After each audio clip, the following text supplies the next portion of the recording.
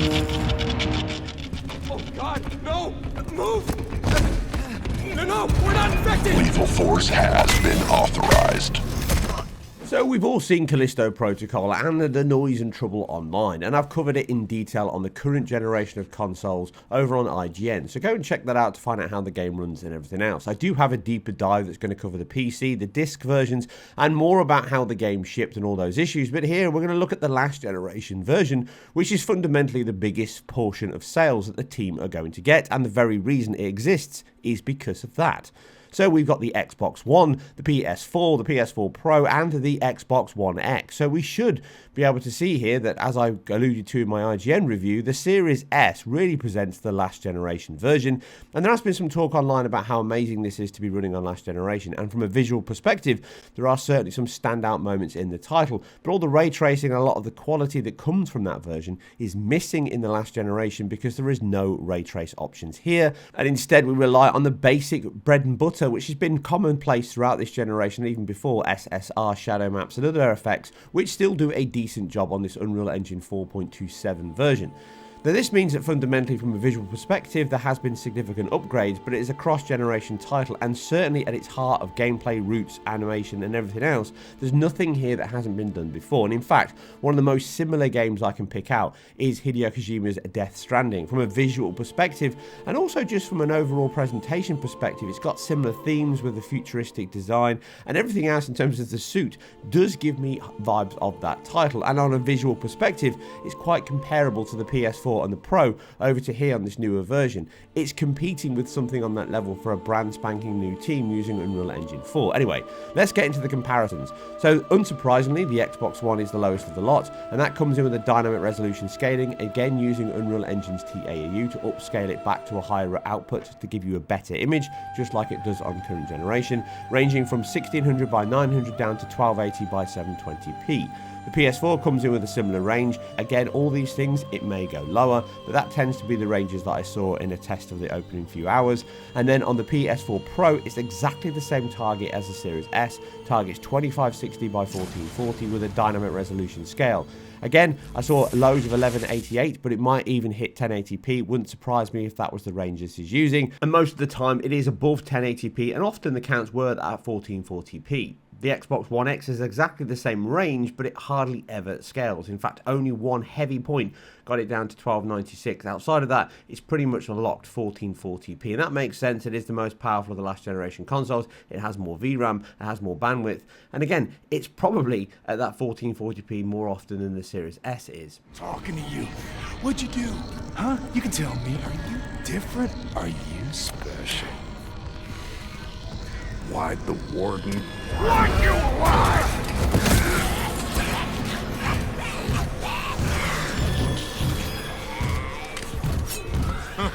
I told you. This is my kingdom. It's all yours.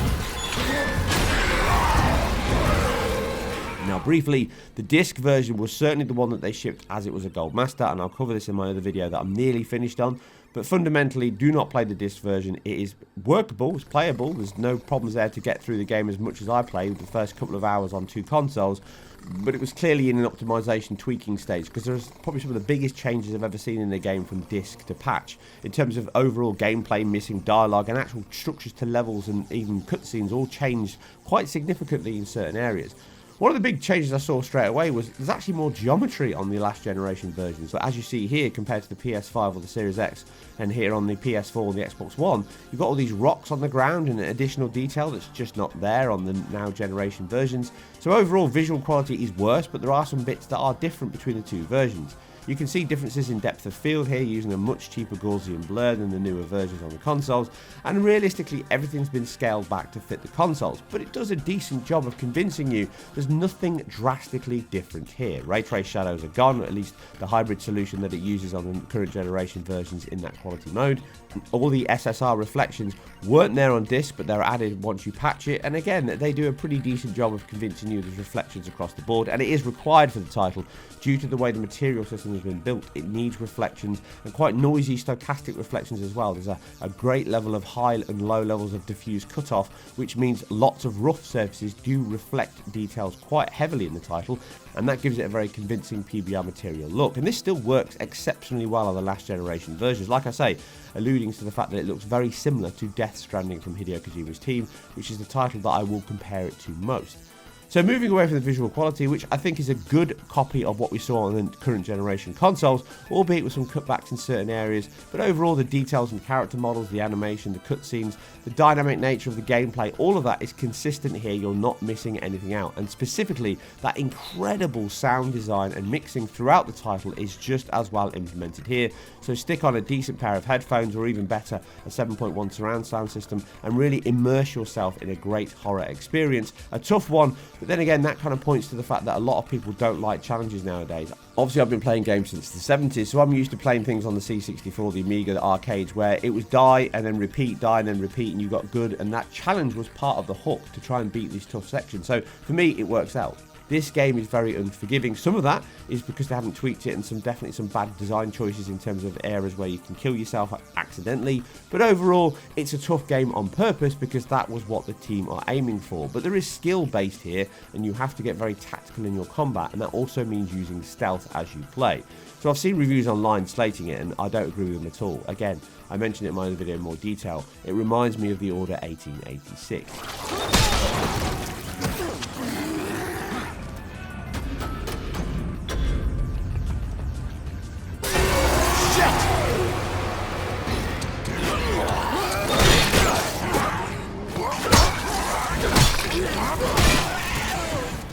So moving into performance then, well, let's take the Xbox One first. And obviously, as I said before, the disc version, skip it, the performance is bad. But once you patch it, the performance is still not great, but it certainly holds closer to 30 FPS in most combat sections. But cinematics always stick to 24 FPS. And my decision here is the team have decided to do this on purpose. I have no confirmation from this, but I'm pretty sure they've gone for that cinematic feel for two reasons. One, the actual extra GPU load that these cutscenes, real-time cutscenes, push on the machine means it will likely be just lurching up and down between 30 and lower anyway. So locking it to a 24 FPS target means you get more of a consistent delivery, even though it's fluctuating on the frame time graph, unless you've got a 24 Hz mode on the screen and the Xbox flips over to that. You then get a more consistent presentation, and it matches cinema, which is 24 FPS. So this seems to be an intentional decision by the team to run these at 24 FPS, and by and large they don't dip below that level. But in combat it can also dip to similar lows as you're fighting, getting into combat with lots of alpha effects, motion blur, and this means the game can feel quite sluggish and unresponsive at times because it does have severe performance hiccups throughout my play. Now, this doesn't ruin the game, and there's certainly other titles, many other titles that have performed at this level without the visual quality this is pushing, and it's still impressive that we're getting this much visual quality on a 9-year-old console in the Xbox One, but do be prepared for some hiccups and issues throughout your playtime. Ultimately, this would be the version I would recommend the least for two reasons. One, the performance is too inconsistent throughout play for it to be one that feels smooth and responsive at all times, and also the image quality is heavily affected by the lower resolution and the stochastic rendering methods of all the effects in the title. This is then exacerbated by the fact that when it starts dropping frames into the mid-20s, the image quality gets even worse because frames persist longer on your screen, and therefore you see all of these noisy elements from the motion blur, the shading, the lighting passes, and that starts to create a very noisy and broken up image at times, and it sometimes ruins the overall image quality of such a beautiful looking title.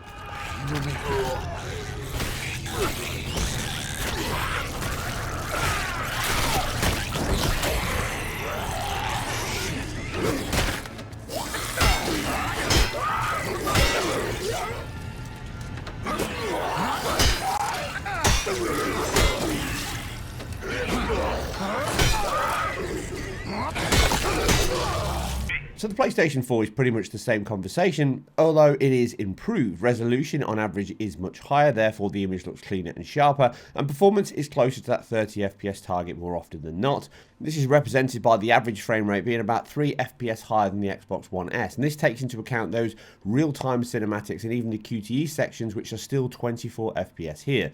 No matter what you do, coming out of a tunnel, picking up a weapon, or even just using the tutorial, which like I say is more of a QTE, which is used sparingly, they will all run at 24 FPS. This does mean that even though it's got a higher resolution and therefore a cleaner image overall than the Xbox One, it still has issues when it drops to these levels, which that stochastic dithered shading passes on things like motion blur, lighting passes, and the lower quality textures, assets and details, all the polygons and things that I've covered before, all of that starts to stand out to the point where the motion blur actually is very bad at certain points because it's nowhere near the levels we're seeing on the current generation and high-end PC, and therefore when it gets to these lower frame rates it starts to make the image look incredibly noisy, and you can't disable it. I believe it's part of their rendering passes and what they're doing in terms of their AA pass, so therefore even if you disable it in the menu, it still has a level of dithering and movement over object. It's not very high sample quality, it's certainly not per pixel, it's kind of a map over the object itself, maybe per vertex, and that means it can stand out in motion and it looks quite noisy at certain points.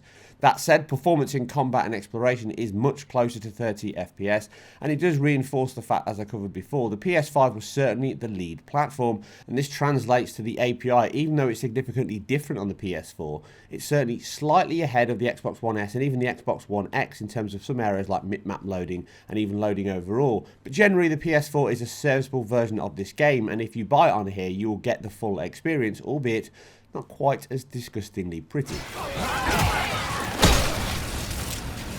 So now we come to the sharper end of the consoles in the Xbox One X and the PS4 Pro. Starting with the Pro, which is the third of the lot, not giving too much away. This has that target of 1440p, and that makes a significant difference on the image quality. All of the issues I mentioned on the Xbox One X and PS4 are largely nowhere near as bad here, and the image quality looks closer to the Xbox Series S. That doesn't mean that it's exactly the same, because there are those reductions I've already mentioned, so there's less light sources, less shadows.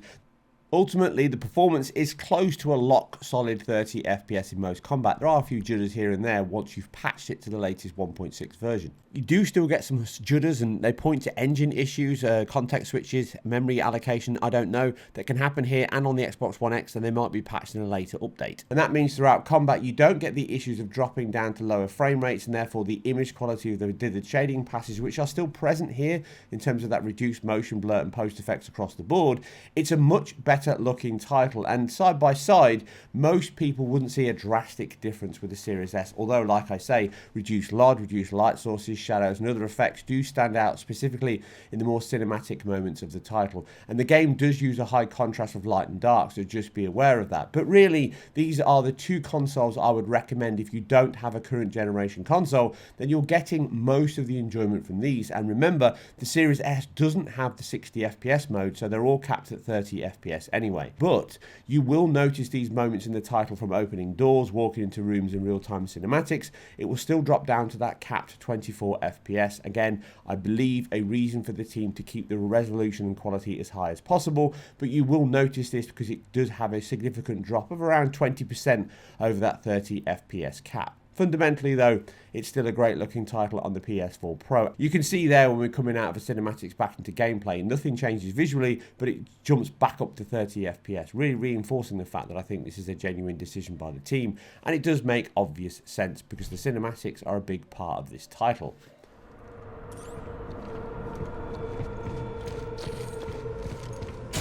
So finally we come to what should be the best version of the lot in the Xbox One X, and by and large it is. It has the highest resolution, therefore most of the time the better image quality, but there is a specific area which I alluded to before around the DirectX 12 and the PS4 and PS5 APIs, and that is that it fundamentally loads bitmaps much slower, and this is true on the Xbox One S over the PS4, but that kind of makes sense. Here in the Xbox One X, which is a superior console both in bandwidth, memory allocation, all of that shouldn't be the case, so this points to the API levels, and again the team just getting used to this common area that I've covered many times before can sometimes cause some of these issues, which then take a little bit more time for the team to get utilized and get used to that API construction and therefore get it working better on those environments. We're seeing it in a much worse state on the PC in the DX12 version, and again here we're seeing it on the Xbox One X. You can see here examples on the PS4 and the Xbox One where there's definitely worse texture bitmap loading here to the PS4 and the Xbox One, and that's identical on the Pro and the Xbox One X. Again, most of the time if it's going to have lower bitmaps,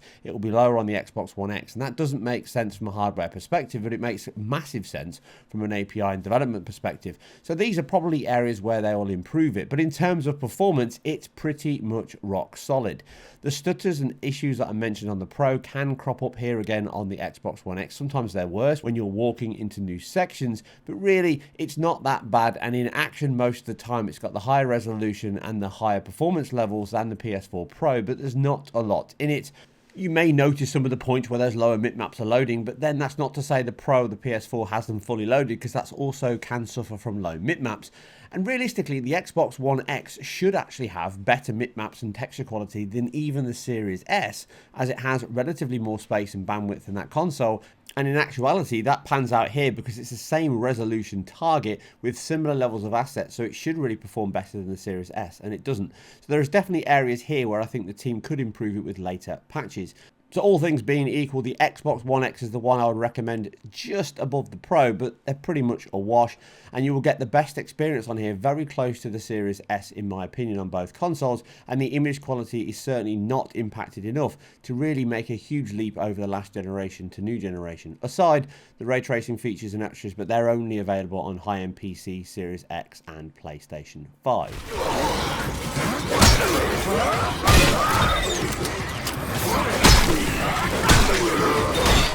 So the last area to touch on is loading, and this is another big area, probably the biggest in terms of last generation and current generation, aside the ray tracing obviously. So even the Series S can load within 3 to 5 seconds on average. It is dependent on whether you're in the 60Hz or 30Hz mode, so it's around 8 seconds on the Series S, and at the quickest point just over 4 seconds on the PS5 at 60 FPS. The Xbox One X and the PS4, irrespective of whether you've got an SSD or not, can be upwards of around 35, even to a minute to load into a section. And this is a hell of a lot longer, around 600 to 800% slower. Now, even going from the 30 to 60 FPS mode, that's 63% slower on the PS5 itself. So again, there are quick ways to fix this, as we've seen on other titles, turning off VSync, running at 60Hz. I've covered this before on God of War. This does make a difference on loading. But respawning from death can take around 6 seconds in the same load that took 7. So it's very close to the same time it takes to load to that same save. So be aware of that, because that's most likely where you'll see load times. The action itself is pretty seamless, the very short loads between chapters, so you won't see that much of it as you're playing, but it is a big difference, quite stark at times, between last and current generation, and shows those quality of life improvements.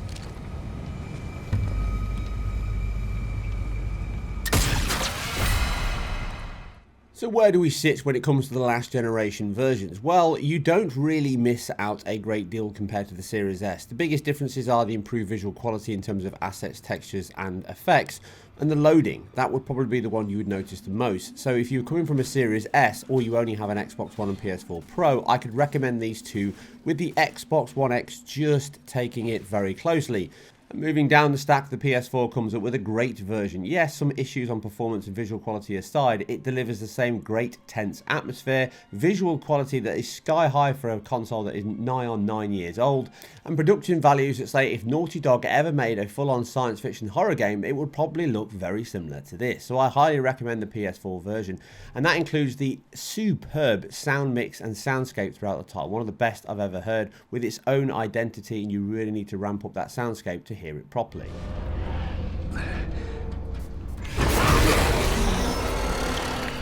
And then the final piece to touch on is overall the game score on Metacritic. Don't listen to it. You've got to look at reviews and understand what you like as a gamer. So what I'm saying is, for me, in science fiction horror, for survival horror, for all these elements, it's a perfect title for me, and I loved it. Yes, it's tough. Yes, it's got some issues, some areas that they could improve in terms of a quick evade would be great. That would really solve a lot of the problems in some of the combat. And also the health system, having a quick load. So rather than having to hold down D-pad, just tapping it to give you an injection in the arm, that would fix major issues, I think, that most people have with the title. But I like the fact that it's tough. I like the fact that it's unforgiving. And I like the fact that it doesn't hold your hand and lead you through, you know, everywhere, pointing you with a huge UI that gets in the way. You have to figure out where you're going. It's not that hard, and there's not enough puzzles. They're really the main points that I think criticisms can give it. I'll agree with those. Everything else is kind of giving it noise about being a survival horror title that's linear. It's literally, it's written on the cover of the book. So overall, look at the title, think what you like, and buy it if you do. I recommend it. I think it's great. It's perfect for me.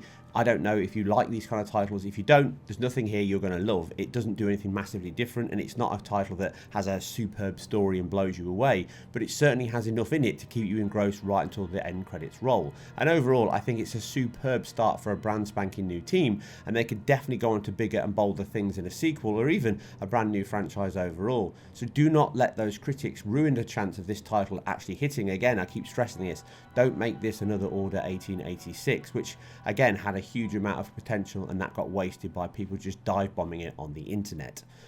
And that's it for another video. If you like what I do here, then remember I am completely self-funded and independent. I do this all on my own, so if you can help, subscribe. That really helps. Give it a thumbs up. Put a comment down below. All of that helps the YouTube algorithm, and that really helps me improve my numbers, my reach, and helps hopefully get me out there even more in the public space. But for now, I'm out, but catch me over on IGN if you want more information, over on my Patreon if you want exclusive access and chance to talk to me. Otherwise, I'll see you on the next one.